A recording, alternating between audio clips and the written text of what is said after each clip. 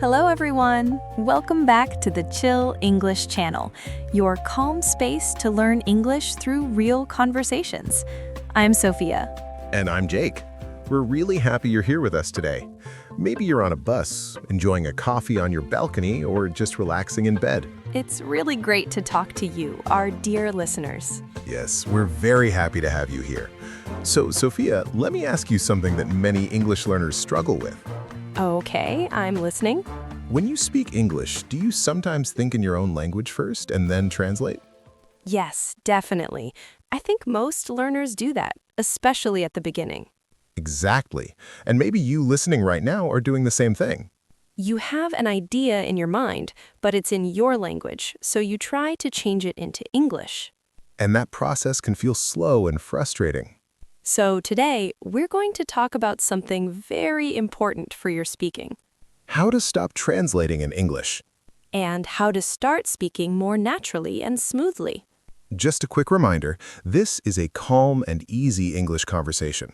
If you don't understand everything, that's completely okay. Just relax, listen carefully, and take what you can. Step by step, your English will improve. Let's start with a simple question. Why do we translate in the first place? That's a good question. I think it happens because your first language feels safe and automatic. Yes, your brain is used to it, so it feels faster and easier. So when you want to speak English, your brain goes back to your native language first. Then you build a sentence there and try to move it into English. But that creates a problem because languages don't work the same way. The grammar is different, the structure is different, and even the expressions are different. So when you translate directly, the sentence can sound unnatural or even incorrect. So let's look at a simple example. Okay, In some languages, people say something like, I have 25 years. but if you say that in English, it sounds strange. In English, we say, I am 25 years old. So direct translation doesn't always work, and that's why we need a better strategy. Yes, instead of translating, we need to start thinking in English little by little. Not perfectly, just gradually. So let's talk about the first step to stop translating. Keep your English simple. This is very important because when you translate, you often try to say something complicated. You try to say exactly what you think in your language, and that makes everything harder. But in real conversations, people don't always use long or complex sentences. They use simple, clear sentences. For example, instead of thinking, I would like to express my opinion about this situation, You can just say, I think this is good, or I don't like this. short, clear, and natural. Let's try another example. Okay. Maybe you want to say, I am feeling a little tired because I didn't sleep well last night. That's fine, but you can make it simpler. You can say, I feel tired, I didn't sleep well. Two short sentences are often better than one long sentence. They are easier to say and easier to understand. So here's a simple rule. Use short sentences and simple words. This helps your brain respond faster without translating. Let's move to another important idea. Use ready-made phrases.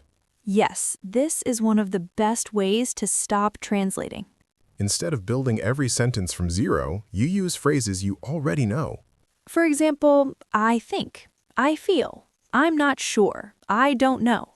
These are very common and very useful. And your brain remembers them as one piece, not separate words. So when you speak, you don't translate, you just use them. Let's try a quick example. Okay, How do you feel today? I feel a bit tired, but I'm okay. That sounded natural and smooth. Yes, because I used a simple structure I already know. Let's try another one. Sure, What do you think about this idea? I think it's interesting, but I'm not sure yet. Again, very natural.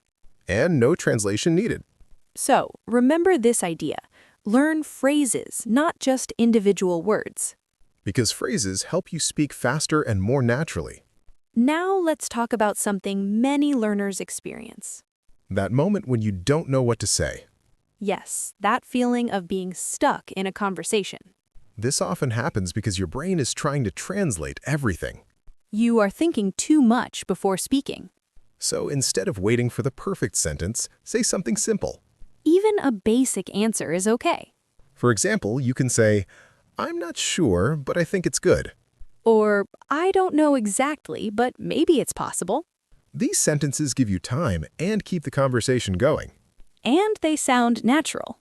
So you don't need perfect English to communicate. You just need clear and simple English. And the more you practice this, the easier it becomes. Yes, your brain slowly learns to respond directly in English. At first, it might feel a little uncomfortable. But that's normal when you learn something new. And with time, something interesting starts to happen. You begin to notice small moments when you don't translate. You just speak. And those moments become more frequent. That's when your confidence starts to grow, not because your English is perfect, but because it feels more natural. And once you start feeling that natural flow, You realize that speaking English can actually feel easier and more relaxed. because it means you are starting to trust your English. Exactly. You're not trying to control every word anymore.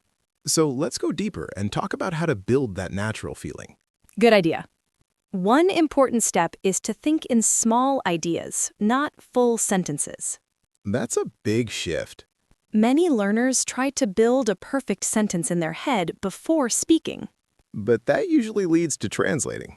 Instead, try to think in simple ideas. Like small pieces of meaning. For example, instead of thinking a long sentence like, I had a very busy day at work, and I felt really tired in the evening. You can break it into small ideas. Busy day, a lot of work, I feel tired now. Then you turn those ideas into simple English. I had a busy day, I did a lot of work, I feel tired now. That's much easier to say. And more natural in conversation. Let's try another example. Okay. Imagine you want to talk about your weekend. Instead of building one long sentence, think in parts. Weekend, relaxed, stayed home, watched a movie. Then you speak. I had a relaxed weekend. I stayed home and watched a movie. That flows naturally. And you didn't translate anything. So the key idea is simple. Think in ideas, not perfect sentences. That reduces pressure. Let's move to another technique. Okay? Describe instead of translating. That's a powerful one. Sometimes you don't know a specific word in English, And then you stop speaking. but you don't have to stop. You can describe the idea. For example, maybe you don't know the word calculator. Instead of stopping, you can say, "It's something you use to do math." That's perfect communication. Another example, if you don't know headphones, you can say, "It's something you use to listen to music." This helps you keep speaking without translating. And it builds confidence. Let's try a quick situation. Okay. You don't know a word, but you still want to explain. So you say, I don't know the word, but it's something you use every day at work. That's natural and useful. And the conversation continues. So remember, communication is more important than perfect vocabulary. Always. Let's talk about another common problem. Okay. Many learners are afraid of making mistakes. Yes, that fear is very strong, And because of that fear, they think too much before speaking. which leads to translating again. So here's an important idea. Mistakes are part of learning. Native speakers also make mistakes. Yes, nobody speaks perfectly all the time. So instead of trying to avoid mistakes, focus on communication, Focus on expressing your idea. even if it's not perfect. For example, you can say, I don't know if this is correct, but I think. That's a great sentence. It gives you confidence to speak. And it sounds very natural. Let's practice that. Okay, what do you think about this plan? I'm not sure if this is correct, but I think it could work. That's a perfect example. You are speaking freely without translating. Let's move to another idea. Okay. Repetition. Yes, repetition is very powerful. The more you hear and say the same phrases, the more natural they become. And your brain starts using them automatically. That's how you stop translating. Because the sentence is already in your memory. You don't need to build it. For example, phrases like, I think so. I'm not sure. That makes sense. I agree. These become automatic over time. And when something is automatic, there is no translation. Let's do a quick practice. Okay. Do you like this idea? I think so. It sounds good. Are you sure about that? I'm not sure, but I'll try. That was smooth. Yes, because these phrases are familiar. So, repetition helps your brain build patterns. And those patterns help you speak naturally. Let's talk about one more important idea. Okay. Listening. Yes, listening is key. When you listen to English regularly, you start to feel the language. You notice how sentences are formed. And over time, your brain copies those patterns. Without translating.